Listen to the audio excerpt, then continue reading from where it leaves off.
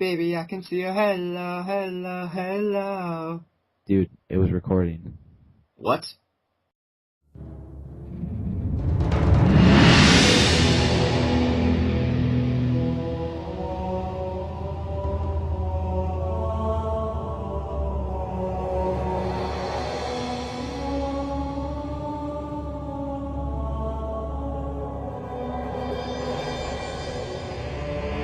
And welcome. This is a podcast that we should have done a long time ago, but we put it off, or I've put it off.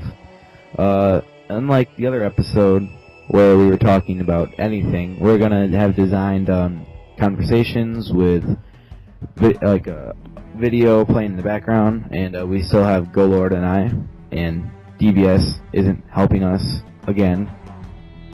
So, what are we gonna talk about today? I think we both know what we're going to talk about. As said in the last video, tune in next week for some Halo action. Actually, you don't have to tune in anywhere, because we're going to tune in right now. Okay, so in this episode, in part 1, 2, maybe 3, I don't know, we are going to be talking about Halo. Halo 1, Halo 2, Halo 3, Halo 4, Halo C Anniversary, and Halo Reach. Now, You have some kind of list in front of you? what? You have some kind of list in front of you? No, I just said it off head. But, That was a pretty distinctive pattern. Wow, you are a true fan. yes I am. So, we're gonna first talk about Halo War. Combat Evolved. Not Anniversary, just Combat Evolved. Now, this is the very first game that was released in, I think, 2001. Ever created by, Bungie has been making more like this Japanese anime kind of movie, or games. They made, like computer games too. So they're kind of breaking off and doing their own thing and making a Halo. Now, this was released in 2001. It was a huge hit. It got Game of the Year. It got all these amazing awards and stuff. It got it basically made It got first multiplayer platformer. actually it didn't. Halo 1 didn't have multiplayer. It had It did. On PC it did. well, maybe the second one released or something like that. Maybe like they updated it later. But Halo 2 had multiplayer too. But anyway, getting back to the campaign, the graphics were okay. They were great back then. Now they're decent, but the game's still good. The engine was amazing. They had a few glitches, and it played really nice. I still play it today, and I think Golord, don't you have it on your computer? Yeah, I have it on computer. I actually download some mods. No cheats really? required. I download some mods for Halo that enhance the graphics to make it look like Reach, because I don't have Reach, because I don't have an Xbox. Crying face. Yeah, so, of course, like always, Halo is a Xbox exclusive. It's, some of them, like Halo 1 and I think 2, are on the PC, but most of them are Xbox exclusives. And due to various hacker threats, they decided to not give it out on the PC anymore. I heard some rumors Halo 4 was going to be for the PC, but I don't think it's true. Yeah, it's sad, but not for me, for him. But we are Halo 1 was very good. Except I'm replaying the campaign on Legendary because I'm trying to beat all of my campaigns on the hardest difficulty, and I found out after beating Halo Reach on Legendary that Halo Combat Evolved was a very, very easy game compared to the new Halo. On Legendary, like hunters, you shoot them once in the back and they're orange and they die. It's very easy. You shoot them in the open parts. Yeah, and you should kill them within 2 shots. I mean, the Magnum, like, God, the Magnum, Yes, it's freaking overpowered. It was Every just amazing. The Magnum was. Yeah. And then, like, of course, the energy sword and the whatnot came afterwards. Yes, the energy Halo. sword. But just the Magnum it was just a weapon of itself. Like, I I'm playing through it right now. I'm halfway through the campaign on Legendary, and I just use the Magnum wherever I go. Now, like in most Halo games on Legendary, you may want to charge up your plasma pistol, shoot them, takes down their shields, and then shoot them in the head with either a pistol or a DMR or battle rifle in Halo 3. But this one, you just need to shoot. Like plasma pistols aren't that primary. It's the pistol. You need to use the pistol to full advantage. They've made it powerful, so it helps you. That is correct. See, it's actually also I'm gonna stop being silly here for a moment. Halo, as you said, it did change the way we play games. Yes. And it indeed got a lot of high ratings. Mm-hmm. But then also, of course, like the engine, graphics weren't that good either.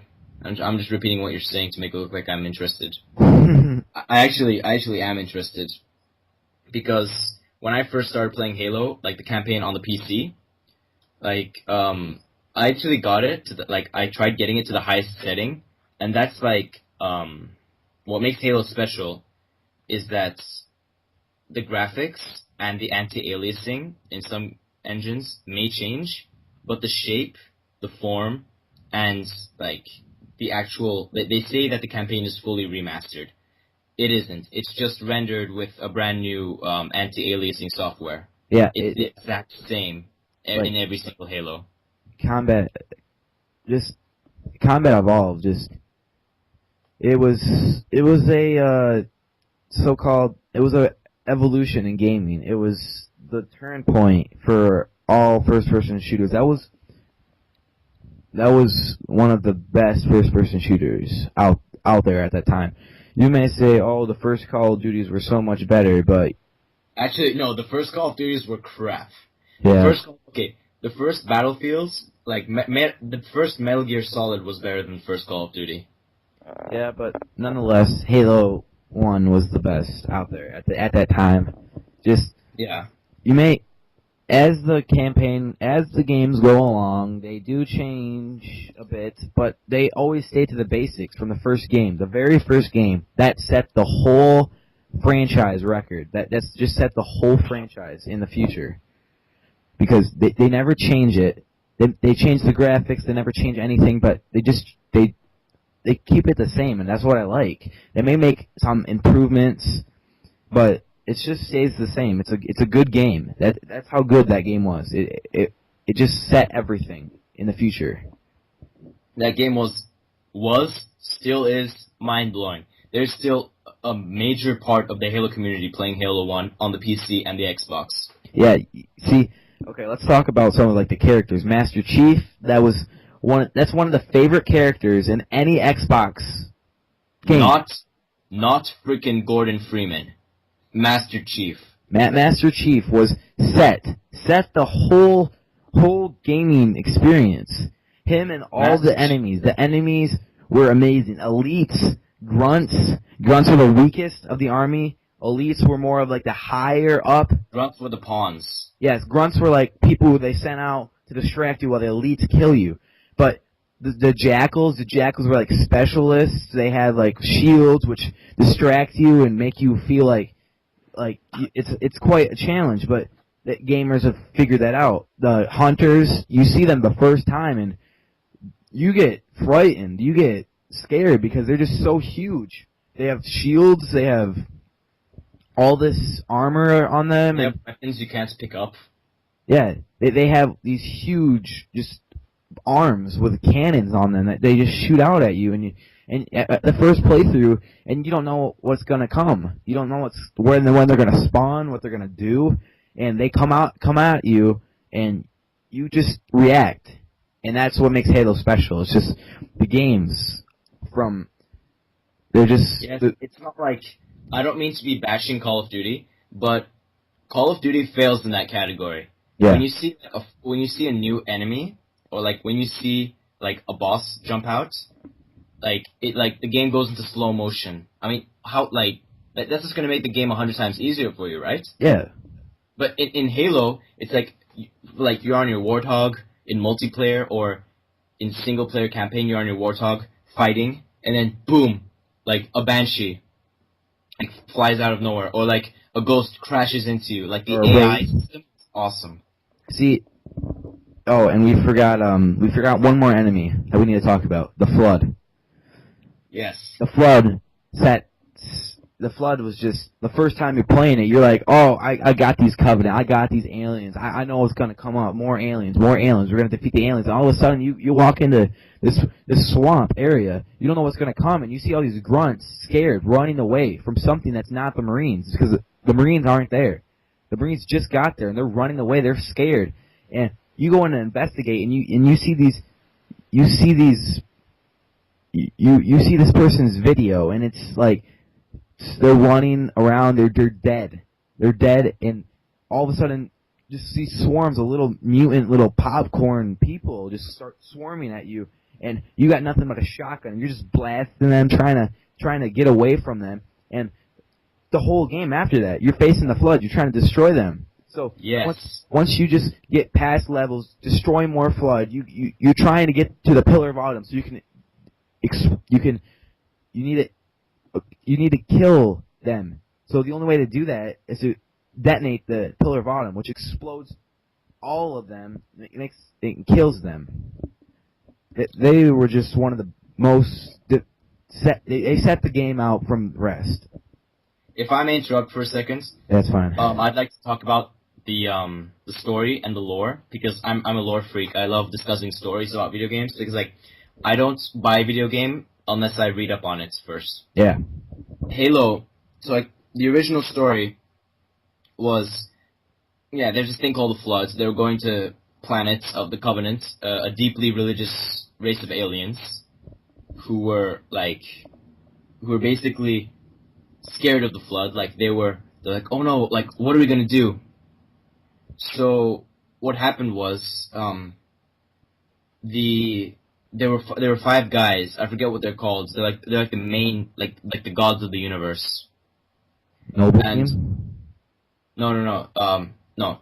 Like these guys in white armor, and they're neither aliens or humans. Like there's something in between. They had 5 Halos made to stop the Flood from getting anywhere. See, the humans want to, like, after the Covenant attacked the humans, or like somehow made a bad first impression, they both want the same thing. They both want to get rid of the Flood. The humans don't learn about the Flood until it's too late. And then after that, Reach comes in. They start training kids at the age of 10 all the way up until the age of 30 to fight.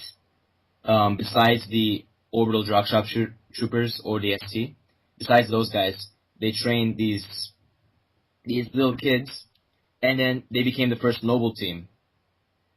And then soon after the Flood was temporarily gone until the first Halo game, then Master Chief comes in. Master Chief was, I don't think he was in the Noble team. Was he in the Noble team? No, he wasn't. He was the very last survivor of Halo Reach. He was the only Spartan left after the Covenant wiped them out. Mm-hmm. So, we're going to have to wrap up this episode of Halo 1. We'll be back with Halo 2.